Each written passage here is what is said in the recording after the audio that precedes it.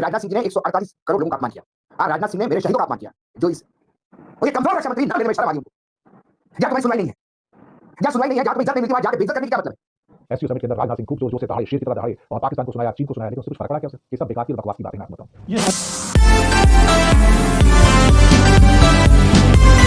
पाकिस्तान के साथ हुआ पूरा विश्व को पता है। फिर पाकिस्तान का नाम लेने में परहेज की। किस बात ने रोका पाकिस्तान का नाम लेने?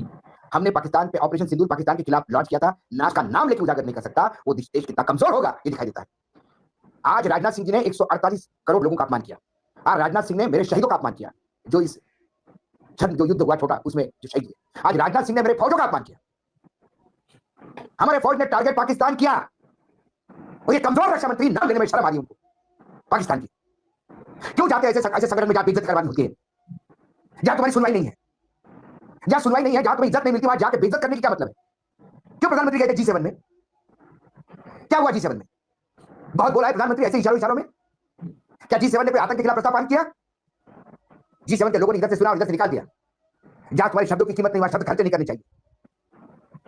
ये बोलने वाले की बेइज्जती होती है। आज राजनाथ सिंह फिर एक बार देश को बेइज्जत कराए। बोलते करे पाकिस्तान साथ में बैठा है, शर्म आनी चाहिए तुमको। और चीन पाकिस्तान का समर्थन कर रहा था, आपको तब भी शर्म आनी चाहिए। आज कॉपरेशन की बात करते हो। एक जिक्र इसमें रह गया, जो प्रस्ताव वहां पारित हुआ जिस डॉक्यूमेंट पे साइन करने से मना कर दिया, उसमें बलूचिस्तान का जिक्र था। पाकिस्तान ने अपने यहां बलूचिस्तान में कैसे आतंकी तकलीफ देते हैं ये कह रहा, लेकिन वहां पहलगाम का जिक्र नहीं है। ये भारत का फेलियर है। और आप दस्तावेज पे साइन नहीं करते हो। आपने वॉकआउट कर देना चाहिए था वहां से। आप बोलने के बाद बताना चाहिए था कि यदि मैंने इतना बोलने के बाद भी आप लोगों के दिमाग में नहीं आता, तो ऐसे बददिमाग लोगों के साथ बैठकर समय बर्बाद करना, ये भारत की इज्जत नहीं है। एक देश तुम्हारे साथ वॉकआउट नहीं कर गया, सब देशों ने साइन किया।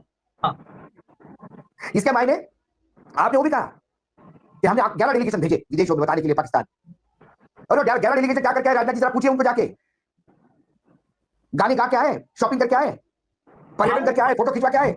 आश्चर्य की बात है, आश्चर्य की बात है कि जो ईरान कल ईरान जय हिंद कह रहा था, जो ईरान कल 24 घंटे नहीं हुए, या जब ये जय हिंद जय ईरान कह रहा था, तब ईरान भी साथ नहीं भारत के। और क्यों साथ देगा भारत के?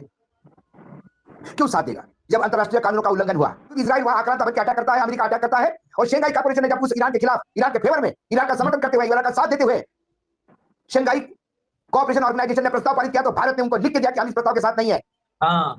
जब आप इस प्रस्ताव के साथ नहीं है, तो इस प्रस्ताव में बाकी तुम्हारे साथ क्यों रहे? राजनाथ सिंह जी जवाब दीजिए। जब इसी ऑर्गेनाइजेशन का एक देश पीड़ित है, पूरा ऑर्गेनाइजेशन उसके साथ खड़ा है, तब आप क्यों चुप रहे? आप क्यों से अलग थलग हो गए? और आज पहलगाम में आप समर्थन मांगने गए, कम से कम सोच लेते मांगने के पहले। ईरान पूछता तो क्या जवाब देता? क्या अमेरिका बाप हो गया सबका? अमेरिका ने बोल दिया वो परमाणु बना रहे, इजराइल ने बोल दिया परमाणु बना रहे, और आप मान रहे हो?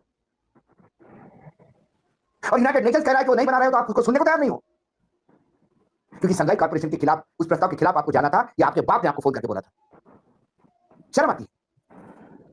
आपको जाना ही नहीं चाहिए था एसओसी में। एसओसी से इस्तीफा दे दीजिए आप, हटे उस ऑर्गेनाइजेशन को। जहां तुम्हारी सुनवाई नहीं, जहां तुम्हारी शब्दों की कीमत नहीं, जहां तुम्हें इज्जत नहीं, जहां तुम्हारे शत्रुओं को लोग सर पे उठा के लेके चलते हैं, वहां अपनी बेइज्जत करने में जाना क्यों? जहां नैतिकता दिखानी थी, तब ईरान के साथ खड़े नहीं हुए। और ईरान क्यों देगा साथ आपको?